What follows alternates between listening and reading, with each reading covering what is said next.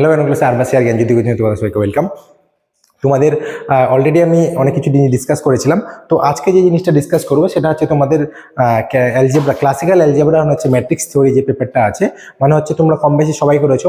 মেজরে যারা পড়তেছো, মেজরের জন্য বলতেছি, মেজরে ক্লাসিক্যাল অ্যালজেব্রা এন্ড হচ্ছে কি ম্যাট্রিক্স থিওরি যে পেপারটা পড়েছো, তার উপর বেসিস করে আমাদের ম্যাট্রিক্স থিওরির মধ্যে যেটা ইম্পর্টেন্ট জিনিস সেটা হচ্ছে আইগেন ভ্যালু। ঠিক আছে, আইগেন ভ্যালু এন্ড হচ্ছে আইগেন ভেক্টর। তাহলে আইগেন ভ্যালুর কিভাবে আমরা বার করতে হয় সেটা আমরা আজকে জানবো। চলো দেখি।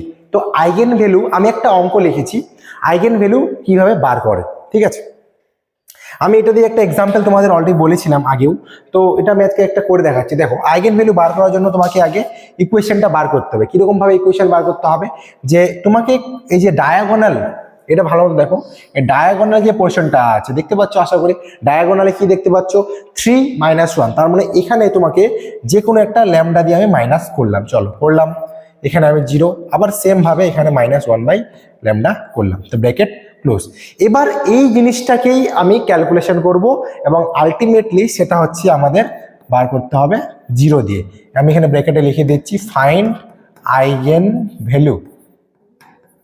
আমি জাস্ট এটা এক্সাম্পল বোঝার জন্য করে দিচ্ছি।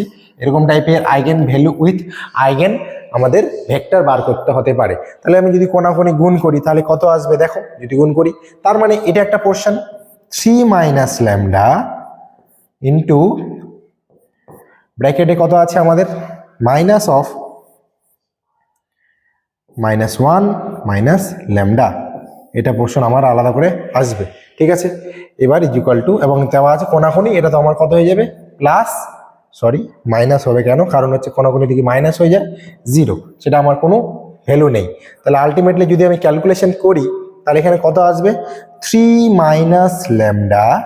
ঠিক আছে, 3 - λ, দেন কি আসবে এখানে আমি যদি মাইনাস কমন নিই তো মাইনাসটা বাইরে চলে যাবে, তাহলে 1 plus ultimately lambda is equal to আমার এরকম কিছু একটা আসলো। ঠিক আছে, এবার দেখো এখানে আমার এরকম একটা কিছু আসলো। এবার এর উপর ডিপেন্ড করে কিন্তু আমাকে ভ্যালুটা বার করতে হবে। ঠিক আছে, এবারে আইগেন ভ্যালু বার করার জন্য একদম পারফেক্ট নিয়ম এটা কি, চলো এখানে এবার দেখো কি করা যেতে পারে।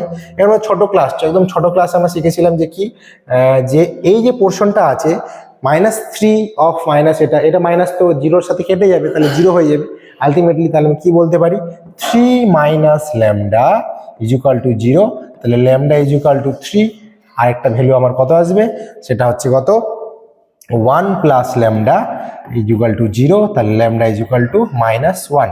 ঠিক আছে, আচ্ছা ল্যামডা ইজ ইকুয়াল টু -1, তার মানে হচ্ছে দেখো ল্যামডার ভ্যালু কয়টা পাইলাম, ল্যামডার ভ্যালু একটা 3 পাইলাম, ল্যামডার ভ্যালু একটা -1 পাইলাম। এই হলো আলটিমেটলি আইগেন ভ্যালু অঙ্ক। ঠিক আছে, তোমরা একটু অঙ্কটা দেখে নাও পারলে।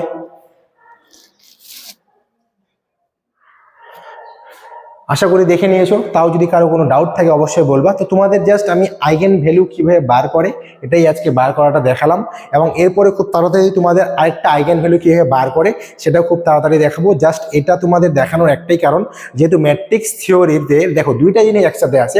ফার্স্ট কাজ আমাদের আইগেন ভ্যালু, দেন হচ্ছে eigen vector. Okay, eigen value and eigen vector, তার মানে হচ্ছে আইগেন ভ্যালু বার করে দিলাম, আইগেন ভেক্টরের ভিডিও খুব তাড়াতাড়ি আসবে, এবং আমি আইগেন ভ্যালুর আরও একটা এক্সাম্পল দিব তোমাদের ইজি, সেটা যাতে তোমরা বুঝতে পারো। আশা করি তোমাদের জিনিসগুলো ক্লিয়ার হবে। তো যারা মেজরে আছো তারা হয়তো ভিডিওটা দেখতেছো, তাও যদি কোনো ডাউটস থাকে অবশ্যই আমাদের জানাবা। তো আজকের ভিডিও এখানেও থাকবে, সবাই ভালো থেকো, সুস্থ থেকো, থ্যাংক ইউ।